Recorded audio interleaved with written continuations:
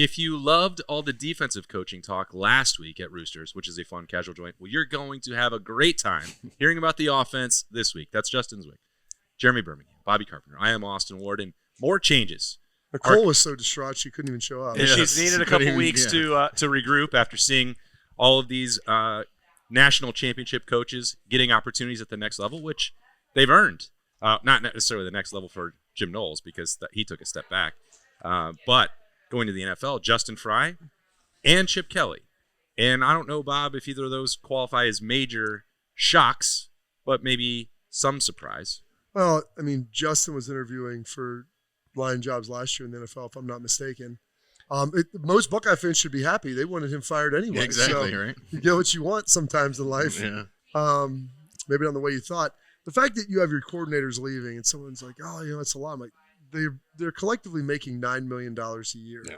Chip Kelly making $6 million. That would make him the 35th highest paid coach in college football. Head coach. Yeah. That's like what Sharon Moore is making. Yeah. I mean, that's like $3 million less than Sharon Moore is making. Wait. He's like at 9 or 7. Oh, Sharon's at 7? He's close. He's higher than that 6. Oh, okay. Yeah. But I mean, it's still the highest coordinator in the league, same isn't he? ballpark as the head coach. Yes. Of Michigan. And you don't have all you have to do is just show up and coach ball and call plays. Yeah. Get your summers off. There's no recruiting. There's no pretending to recruit either. Yeah. Well, I mean, Chip would do a little bit of that. But I get it. He's 61 years old. This will probably be his last bite at the apple of being able to go do It's this. an hour flight from his Manhattan Beach home. Yeah. And he's coaching with old Pistol Pete, getting the Pac-12 gang back together. Pete's 74 years old at the start of the season. I mean, it's like that bucket list movie with Morgan Freeman. And Just getting all it is, together. except Chip can For coach. one last I think just Wild Hogs. yeah, well, I think Pete can still get it done. They don't have a quarterback, but that's beside the point. They But will Howard. and maybe that's who they would draft. Who knows? But they losing when Justin left, I was like, okay, we'll still have Chip. The run game will still be good. That's my only concern. And Ryan has done a great job. Like being a head coach, the best guy who I was ever around as a talent evaluator, but not only for players but also for coaches, was Bill Parcells. And like if you look at the staffs that he put together, like almost every position coach either became a head coach or a coordinator. Like he did a really good job of finding those guys and preparing them and letting them know. And like I feel like Ryan has done some of that. He's getting better at it. Mm-hmm. He's getting better for a guy who's really young and maybe didn't have like that wide coaching tree because he hadn't been a lot. Just when you're young, you hadn't been a lot of places, and a lot of it was around Chip Kelly and like people that were kind of around as a BC, Temple, kind of the same places over again. But I feel like that net has grown, and he does a good job of knowing what he wants. And last year, Chip Kelly wasn't even the first guy they hired anyway. Sure wasn't. Yeah. Maybe he was the first choice, but he had the buyout and everything else. So they bring him in. You get a national title out of it. You go look at the Saban dynamic and just the churn there. It's going to happen. But it'll be interesting to see if he can find a guy. Because you're not going to find Chip again. Your mentor, head coach, NFL, run game.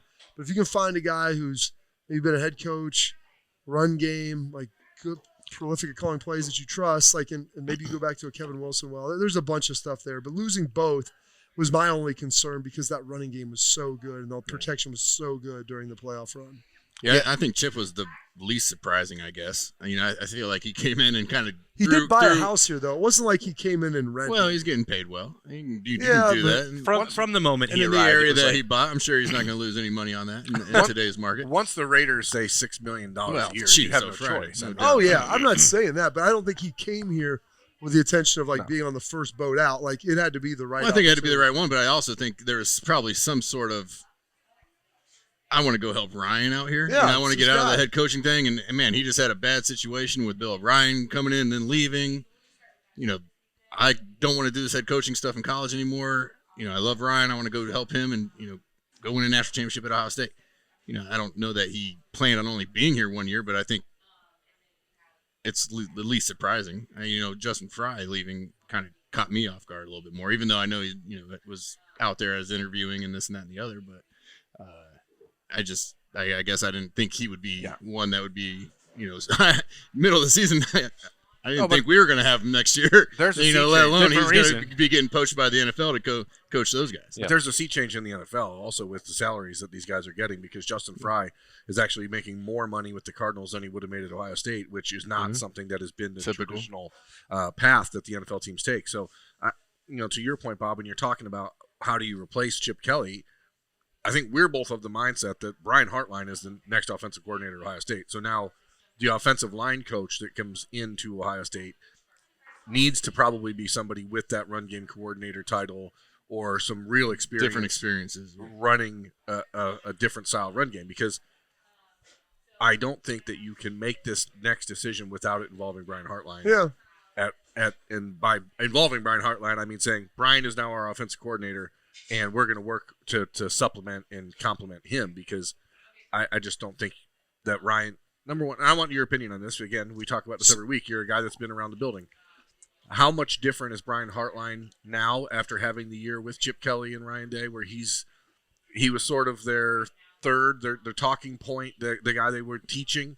How much different is he now than he was 2 years ago when he was named co-offensive coordinator? You look at his ascension as a coach. I mean, it's been a pretty prolific rise.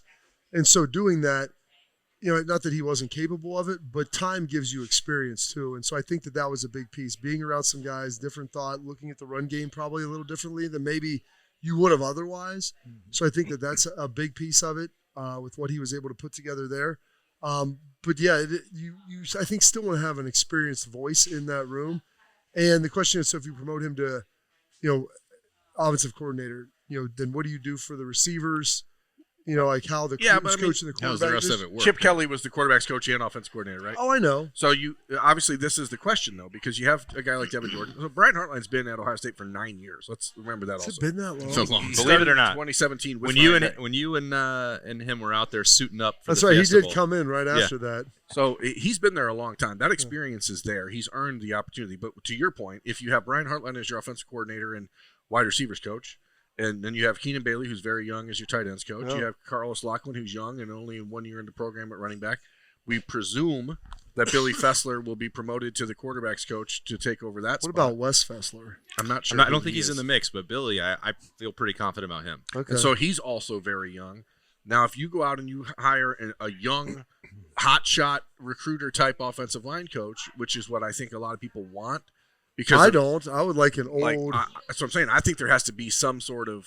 If you keep going young, I feel like Ryan's going to say, I got to oversee these guys a little bit more. Yeah, I got a lot of young dudes who I think are good coaches, but I got to oversee this a little bit more just than I did last year. experience. And you can be great when you're young, but 100%. there's just scenarios and dynamics that you haven't seen and you've had to deal with. When Hartline got to dip his toe in the water, I mean, more than dip his toe in the water as an OC, a couple years ago, right? So maybe going through that situation and then having somebody like Chip come in and be able to learn from him for a year, maybe he got to learn. Oh yeah, I did it this way back then, but this is how Chip does it. And he has, maybe he learned a ton more. Is it just as important that Ryan Day learned from that experience with Brian Hartline? Oh, I think so. As opposed to Hartline learning, because Ryan Day surrendered the play calling for about 13 seconds. Yeah, not very long. And then took it back. And so, he has to realize, hey, this last year worked because I was able to be in a different role. How do you get to that role with another inexperienced coach as your offensive line? And I think part and parcel with that is then because you got to marry all this together. The staff, none of these hires are in isolation, Right. Because then it's you've always said your defensive coach is the CEO, the head coach of the defense. Mm-hmm. Well, I mean, if you've got a pretty young offensive staff, he'd better darn sure be the head coach of the defense.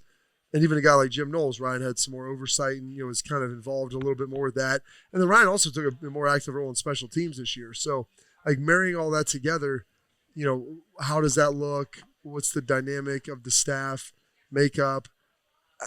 I mean, a name that was interesting to me that is free and his son's just finishing up with the program, Nacho Libre Wilson.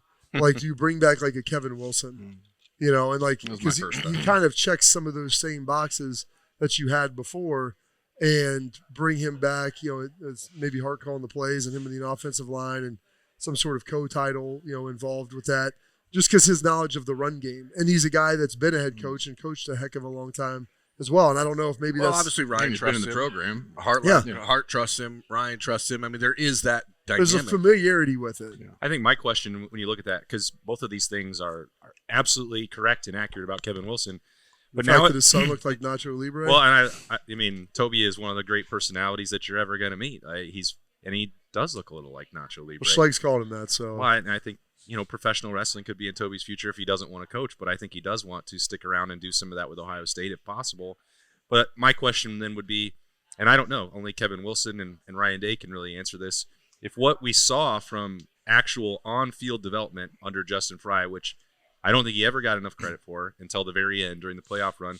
Until Arizona gave him the credit. Yeah, well, and the Bears did too, which is why the price tag was going up. With multiple offers, that's when you get a great deal. Is Kevin Wilson at the point where he wants to go out and get dirty in the trenches and be a developer day in, day out? And because he hasn't had to do that in a long time. Yeah, but Kevin's a dirty dude. Like, he's a guy that likes to get down in the weeds of it. I'm not saying that he wouldn't or that he couldn't. I'm just asking, is that the point of his career where he wants to do that? Or would you still be looking for somebody else to be the offensive line coach, technique and developer, and lead the room? And like Kevin Wilson gets to do what Tim Drevno did a year ago, and you have this veteran who's floating in the QC role, who then can floaters. Sometimes those are good to have. It's like a leaker. I don't know if that's true, but that could help Brian Hartline. That could also help the offensive line. If that is an option for Kevin Wilson, I'd say 2 thumbs up to that. Yeah. If I would, and maybe it's 1.5 thumbs up. If he wants to be he's got another year from Tulsa. He's getting paid, right? I don't think the money is going to be a factor in that part. So, son on the staff, him and Larry. And you're in a new world with coaches being allowed to have as many as you want, essentially. Yeah. So, like, there are ways to move that around, but I don't think number one, Kevin Wilson was not a dynamic recruiter, and obviously Ohio State has done okay with Justin Fry recruiting, but it's still not good enough for what people want to see. And I don't mean that just the lunatic fringe either. I mean the people inside the building. There's a reason Justin Fry was not given an extension a year ago or a raise when everyone else was. I mean he was falling short in some areas. Is it what's more important? Is it that the next guy comes in and can fix that, or that the next guy can come in and be a surefire developer of the guys that are in the room? Because dude developer. So I think the Ohio State for the last decade, you go back to Ed Warner, and then you got Greg Studwara. How about Ed? And then you have What's Justin he doing? Fry. All 3 of those guys. I think he was fired again last year somewhere. All 3 of those guys were a bit on Florida the struggle Atlantic, bus. perhaps? So he's when it available. came to when it came to recruiting. All those guys were really good developers of talent, but not really good recruiters. And obviously Ohio State won 2 national championships, played in the 3rd, all the other stuff. They've done okay, but I think the question is, where's the priority for Ryan Day? I would say this on the offensive line front, and I know that everybody gets so upset about it. I think that is the position, and because I think if you look at teams, like, hey, the teams that seem to finish in top 5 of recruiting, newsflash, those are the teams that seem to be kind of right up near the top. A lot of the guys that are drafted in the first round, like, not all of them are 5 stars, but people are like, look at this guy. I'm like, good percentage of them are. Yes. Seems like there's some correlation. It's not everyone, but there's a good correlation that if you get more players that are perceived to be good when they're young, a lot of those guys turn out to be good when they're older. Now you got to get the right guy, and obviously there's a personality element to it and a work ethic and development and desire to do those things. But offensive line, I feel like there's the biggest gap in that, where you can, as long as you're getting guys with the frame. Now, it may take a little longer, but development of offensive line always takes long. Like, the number of guys who have started at Ohio State as true freshmen is incredibly rare, and those dudes usually go on and play really well and long in the NFL. Like, it's a pretty impressive feat. One of them had bounced around from practice squad to practice squad for Michael Jordan. Michael Jordan, the greatest. And the other one is the greatest offensive lineman of all time. Yep. And the other one is Paris Johnson, who's on his way to being a long-time All-Pro. So it just goes – what I'm saying is that back in 2016 when you're recruiting and Michael Jordan is your starter at guard, you're not developing and you're not recruiting very well at that point. So Ohio State fixed that by saying Ed has to go because Ed's not doing the job recruiting-wise. And then I watched him develop Taylor Decker pretty good, though. Yeah, I mean, it's easy when you're young and hungry. Once you get old and fat and happy, I mean that's the reality. I mean that's what happened at the end of the Studwara era. I mean it's where things went. Why don't we starve him? I mean, you got to take away the Blue Jackets from Studrawa. He was just at too many hockey games, so developing offensive line guys. But I think what's interesting about this part is that we're talking way more about who needs to come in and fill that position rather than coordinator. Just because I think that there's an understanding, like, it's a pretty good system, And I'm more worried about if you can get push up front. A lot of things work pretty well. Just you can run any routes. You just say get open, guys. Up front, you're gonna be okay. Just get open, guys. Like, hey, if you saw them getting pushed like they did, and like going to the different run, and Chip, believe me, I think Chip is great. But part of it was, I think it was that dynamic of how Chip and Justin interacted. Because as much as we talk about the relationship with Chip and Ryan, Justin Fry was on Chip's staff at UCLA. Like they came in a year before and they're here together. So there was an innate vision, like a married vision of what you want it to look like. I think that's key. And someone pointed out this morning during my radio show, we get the chat going, which is lovely, as you know. Yeah, a lot of greatness in the chat. And someone's like, I hate it. Where you want to hang. 7 a.m. Monday chat is always a banger. I'm sure. Yeah. And they were like, "Wow, it's a new system, new terminology." I'm like, "It's going to be the same system it's on not offense. changing. It's Ryan's system, and it's been that way for the last 7-8 years. Like those guys will come in and they will run that. Tinker and do what they need to, Yes. but they're going to run well. I would wager a large amount too, Bob, that part of that conversation was like people asking you, well, what makes you think that Brian Hartline is now ready to call plays? Because I've been getting that question, and my answer is I don't know if he is. Yeah. And Ohio State, I think, needs to find out. And they have an opportunity with a national championship ring. And if you zoom out a little, and I know that there's going to be an element that said, hey, every year is important at Ohio State, and I'm not saying it's not. But if you have Julian Sayin and Jeremiah Smith for 2 years, you may find out some things about Brian Hartline in the next 9 months, 12 months, a season, where you didn't know before. And you find out definitively, did he prepare? Did the last 2 years give him the training, the understanding, the preparation to go out and be a play caller? Because wouldn't it be better? I think this is where I'm at. I think it'd be better to find that out at Ohio State without suffering the short-term damage to Jeremiah Smith, Carnell Tate, Brandon Ennis all leaving at once from your room. And I've always been, I'm not trying to play it both ways. Yeah, because you've always been on the opposite side. I've made this point in the past that like you cannot make coaching decisions anymore based solely on retaining the talent because you can easily replace it. Not those guys. And I think that this is an exception, and maybe Jack and JT were an exception. The way that they finished their career, they were an exception as well. So if that is also what's playing into a Matt Guerreri decision with Caleb Downs, and if the opportunity is better at Ohio State to find out with Brian Hartline, then because every single year now he is getting a head coaching interview, an offensive coordinator Power 4 interview, or an NFL wide receivers job interview, I think you have an opportunity to find out for yourself at Ohio State and in the Woody that is probably preferable than letting him do that elsewhere with no guarantee that he comes back. Yeah, 100%. I would say that is a big piece of it. So if you think he can do it, Brian's a smart guy. Like he's been around the program, he's studied. Like I think there's an aptitude there. There's definitely a big portion of it is the guys have to believe, your players have to believe in you, and they have to believe that there's a competency and they understand the vision and plan. And I think that Brian has the confidence of the players. So I think that would be a big piece, and that obviously will help. And you always have Ryan there, and that's why I think it's important to maybe bring in a veteran O-line coach, like someone that you can bounce stuff off of as you're building out. I'm not worried about Brian in the pass game. It's just the run game. And that's the hardest thing for a lot of like receivers or quarterbacks. That's why I usually have like an offensive line coach, because that's what they do. And so like marrying those together, like that's why you have to have a good relationship. And Chip was able to do that, and Brian was able to kind of be a part of that, I think. And I think there's another dynamic that I think is important that I'm going to bring up, which is that when we talk about the development piece, I don't think that should only apply exclusively to the players. When we've seen guys get springboards to the next job here, again, I'm going to leave Jim Knowles out of this, but Chip Kelly's back to the NFL. Justin Fry's going to the NFL. Ryan Day talked about this the day after the national championship. When you win one, people want to hire the people on your staff. If you are not, everyone says, well, Ohio State can go hire whoever they want at any point. But if you aren't giving opportunities to the people that you hire, they're going to leave and putting them in position. I'd rather find out what Brian Hartline can do than say, "Oh man, we lost you to someone else," and go see what you do. And if you can't do it, you move on. I mean, that happened with Kerry Combs. You moved on, but he earned it. 100%.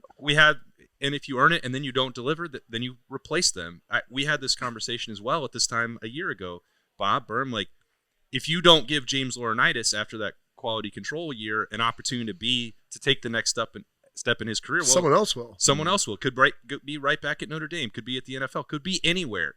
If you don't also develop your coaching staff and incubate that talent, that becomes a drain on your program as well. And you can't sit back and talk about guys and say, "Oh, this guy was a Buckeye, grew up a Buckeye, loves the Buckeyes," and then be like, "All right, see you later. Screw you. Well, Enjoy your trip to." Or he's just going to be here and be happy in the role that he's in. Like all these guys want to. These guys have ambition. You're professional athletes because you're an ambitious human who wants to push yourself and see what your next level is. That's who these guys are at their core. And so the idea of saying, we know Brian Hartline can't do it now. I don't. What do you? What are you basing that The on? Cleveland Browns knew Bill Belichick couldn't coach either, Yeah. and that changed on them. So What happened to him after that? Yeah, I think the bottom line here is that if Brian Hartline is your offensive coordinator, which I think, again, we all believe probably that's the decision Ryan Day makes, the question of the offensive line is actually a more important one because that guy now plays a dual role because of what you said, the ability to find somebody to be in the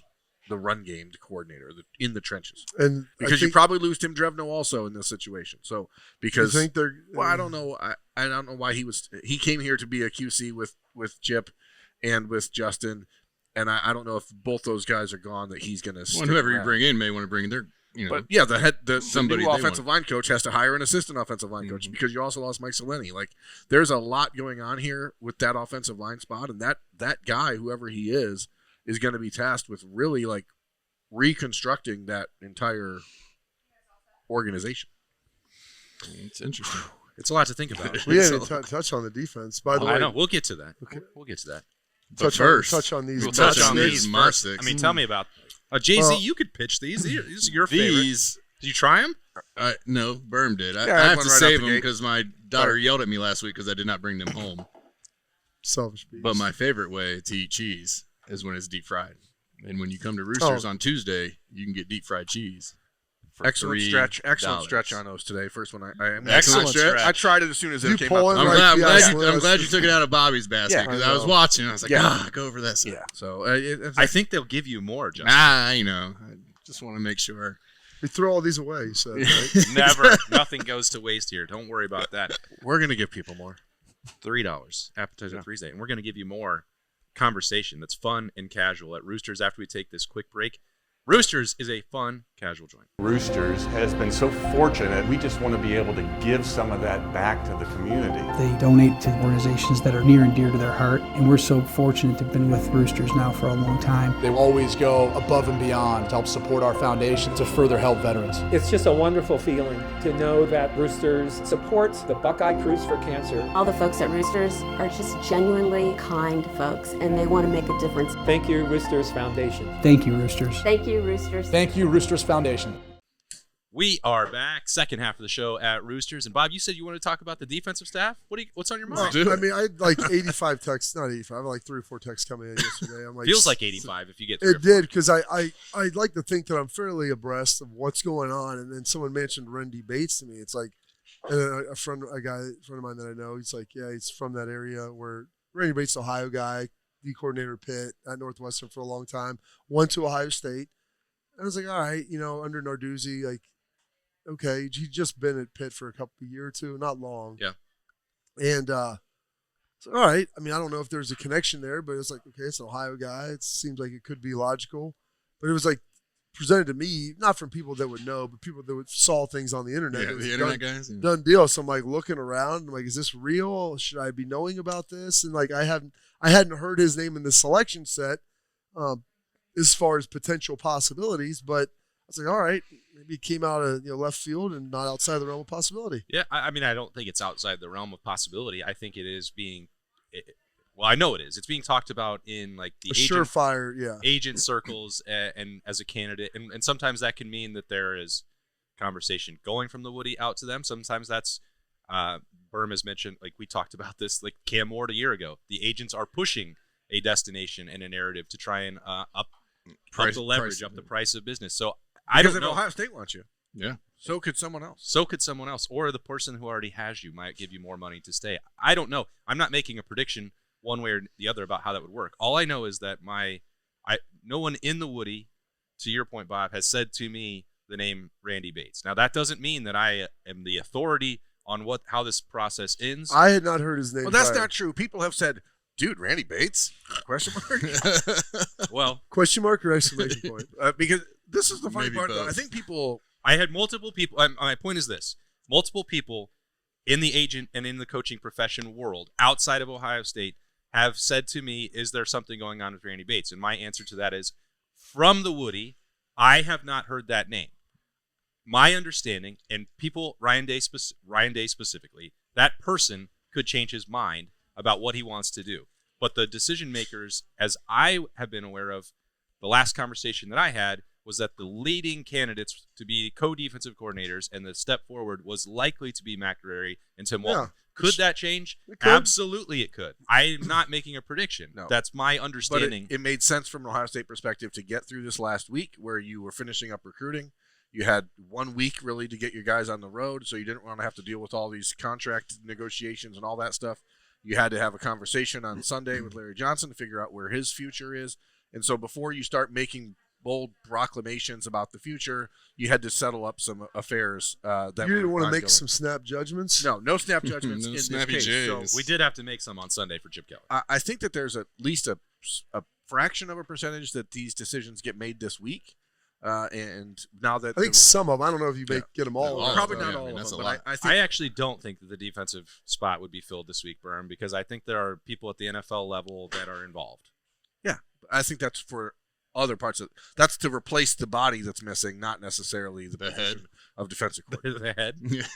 It's not to replace the defense coordinator, but to replace the. Gotcha. Do you think? the Let me corpus. ask you this: do you think they announce them like piecemeal, or it's like, hey, here's the new package. This is our defense. Here's the coordinator, coordinators, this is who else we brought in, or is it like, hey, this is going to be our coordinating situation, and then by the way, we have one more guy that we're looking to bring in, and that'll be announced next week. We're just guessing here. That's a spitball there. I would say that you would see like a press release on Thursday afternoon.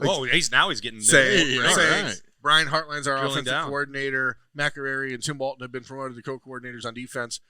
There are still two We're outstanding still figuring spots the rest out. that we will be making decisions on in the next few weeks. So you're gonna make Jerry do multiple press releases. Yes. I think Time it's, to earn your money. I think man. it's That's- important. yeah. I think it's important, especially on the Hartline, Walton, and Guerrero front, so that other schools and other programs don't be like, Back hey, off. Yeah, they don't start to get to like, hey, they're not going to give it to you. They're not. We're going to give you more. It's terrible. Hey, I Hartline, get in the van. little Heartline getting the Want some of this money? So NIL for coaches, is that Yeah. one? Well, I mean, you know how it works. Oh, I mean, yeah. we're talking about the Randy Bates thing right now. Once the agent starts sniffing around and going, hey, we can get you more money. Like, I think you need to put the kibosh on that ASAP, Okay. Well, especially because especially if you know. Yeah. if you know, and if the NFL coaching carousel is still spinning, which it was throughout the weekend, that clearly impacted Ohio State directly. There are other jobs that are still available, and you look at the way that this process has dragged out. I honestly can't believe that it's happened with college coaches into February now.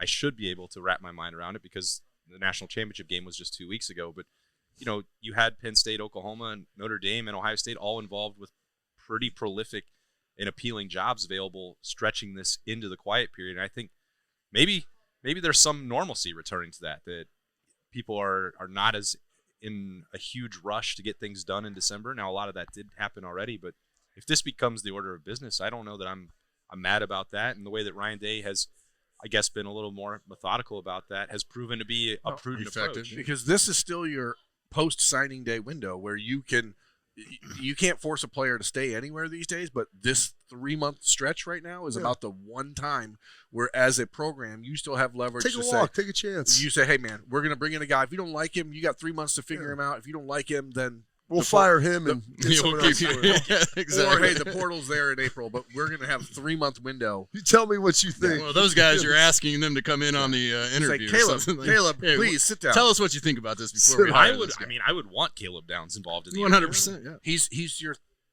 coach on the field. Like, you need his input. If Caleb Downs is not happy with the decision, then Ryan Day's not going to make it. And that is the world we're living in.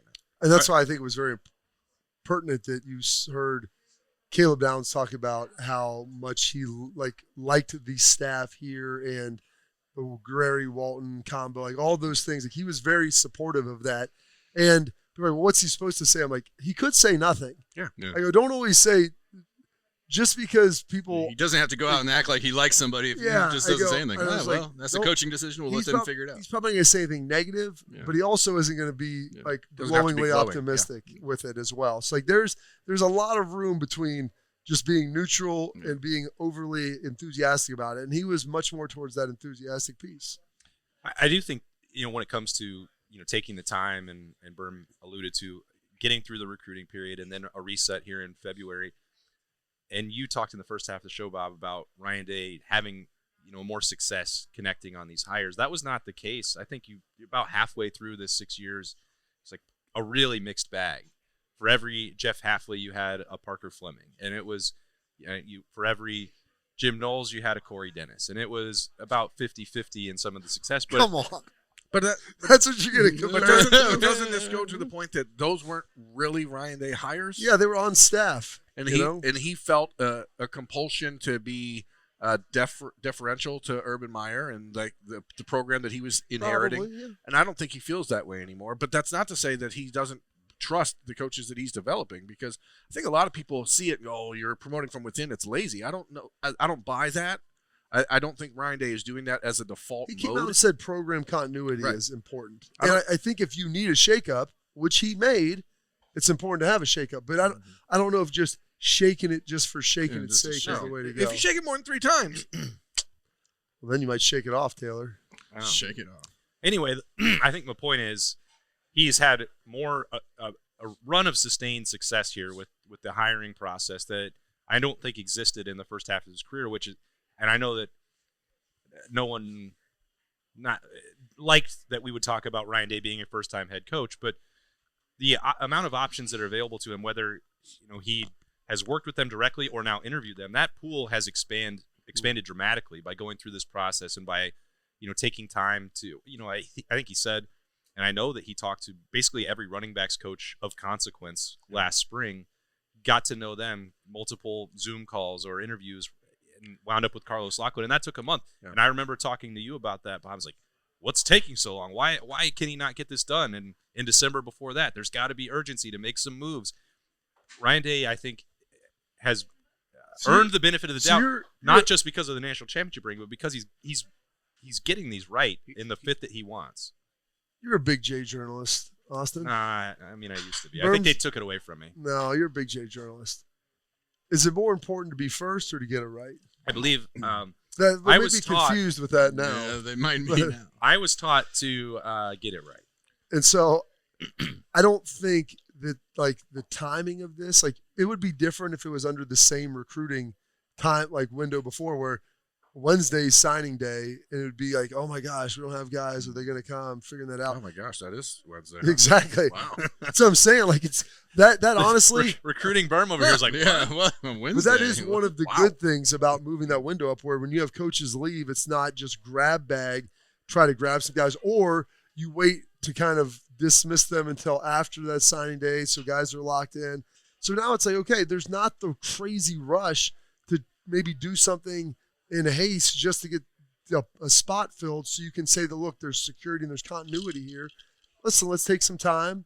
We'll figure this out. We're having conversations, and the guys in the facility know far more about the standing, and Ryan's probably had conversations of, hey, this is where we're looking like I'm going. Now, reserved the right to change my mind because I'm the big H head coach, and so that's important. But at the same time, like, there's no need. I'm going to give you some ideas, like, and if you have something, come to me. Like, hopefully you have flight or you have option of first refusal here on this, and or the right of first refusal, and they'll be able to move forward. But I feel like there's probably a pretty good idea of what's going to happen there, assuming there isn't like some wild card or outlier. I also think we're in the new era of college sports, and most of the players that are being recruited, most of the guys on the roster understand that the business is going to involve coaches leaving. So as long as there's head coach stability, which Ohio State has, and according to Ted Carter and Ross Bjork at the celebration last Sunday, they're working on even extending that even further for Ryan Day. Like, once you have that, it didn't matter who Nick Saban's assistants were ever, because Nick Saban was running his program, and he was the guy people were going to play for. I mean, how many different national titles do you think he won with different coordinator combinations? I doubt he had the same one I for don't. more than two. I doubt he did. Unless they were back to back, I don't Yeah. think he ever did. So, and I don't think he ever won back to back. So, I don't think he ever had both the same offensive and defensive coordinators in his time at Alabama. So, ultimately, That's the cost of doing business. Right, that's the cost of being great. And people want a piece of it. Taste. They want to taste the taste greatness. They want to And touch it. it's a part of Ryan Day's now selling point to other coaches. Hey, you can come here and be that guy. Developed here. Develop Coaches here. develop They should put that on some stuff. the slogan. It works not But it just is for players. true. Like his ability to identify and then, hey, I'm going to give you autonomy, and we're going to work through this, and you will be a desirable candidate after, a couple years here with the success that we're having. Number one, we're winning, and people like to be around People winners. are always watching us. Yeah, everybody's watching, and you're going to have a great selling point. You're going to have great players. Yeah, That's part of the reason we're winning. Everything you do will work better with Your our players guys. are going to go to the league and versus be Makes good you a better and- coach, Exactly. Hey, throwing that go ball to Jeremiah Smith on 3rd and 11 is a lot better than throwing it to some schmuck like me out there Exactly. not getting any separation. Let's go deep on him. Yeah, let's do I mean, it. he would have made a do, man. contested catch though, Bob. Listen, I believe that I No, would it have wasn't came down with the contested, ball, but I guess it would have been. or at least drawn the flag. One of the two. Well, if Berm's bold prediction is correct, then by the time we're back here at Roosters next Monday, we'll be talking Yes. about finalization to some of that coaching staff. I don't know if it'll be definitive or permanent, but Give me Thursday. He's got Thursday, he Thursday. says. He's locked in. We'll be back here next Monday after the Super Bowl. So, well, I don't know. Will you be here? I'm not. I'm going to be out next That's right. Thursday. All I'll be right. down in Gitmo. If you want to pipe me in. Okay. Well, we'll figure something out to get through the Bean show. thought you could go off base down there. He's like, I'm sure they'll let you. I'm like, I don't think that's how that works there, You're just buddy. taking a tour? What's the deal? I go, maybe in like Is Japan. there something we or need to Germany. know about here? No, I mean, I I'm heard they reopened that place. Well, no, I'm going down. It's a Goodwill military tour. Like, so love go it. down there, do some stuff, hang out with our servicemen and women. Nice. Colonel Didn't you get to Jessup. go? Wasn't it in Hawaii? Like last First year year was too? Hawaii. Last year was Oklahoma. Now, Not- It's, Gitmo. man, It's I was just kidding me. hey, at least you got Hawaii It's out of it, I guess. It's a tropical environment.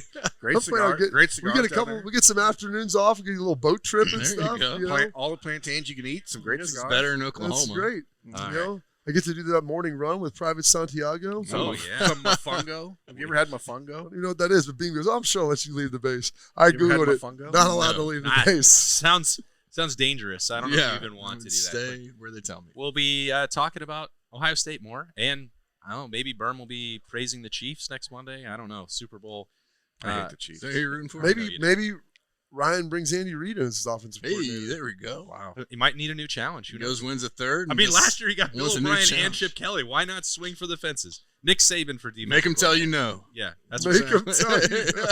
we'll see. But we hope you have a great week, and thanks for joining us at Roosters. If you want to swing in on Appetizer Thursday Mott sticks, tomorrow, baby. it's mozzarella sticks. You don't want to miss it. That'll be just $3. But thanks to Nicole Cox. Thanks to the Roosters team on Henderson Road. Thank you to Justin Zwick, Bobby Carpenter, and Jeremy Birmingham. I am merely Austin Ward. Have a great week. We'll talk to you next time.